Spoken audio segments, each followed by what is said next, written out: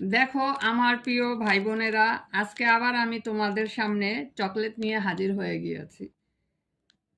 এটা আমার খুবই পছন্দের একটা চকলেট। বিদেশ থেকে ভাগনা এসেছে, ও দিয়েছে, বড় বোন এসে দিয়েছে।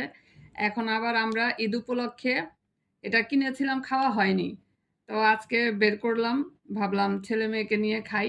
আমরা তিনজন, তাই তিনটা মানে স্নেকার্স আমরা রেখে দিয়েছিলাম। খুলছি।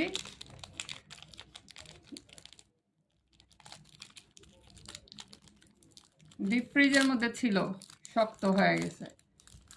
এই যে দেখো চকলেট, লোভনীয় চকলেট, খুবই পছন্দ, খুব ভালো লাগে এই চকলেটটা খেতে। তা আমি এখন একটু খাবো তোমাদের সামনে, দেখি। হুম, ইয়াম। এটা আমার কাছে পুরো চকলেট মনে হলো, বাদামটা কম। এটা একটু দেখি খুলে।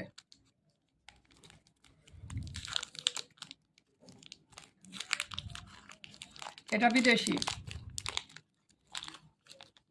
দেখি একটু খেয়ে এটা কেমন।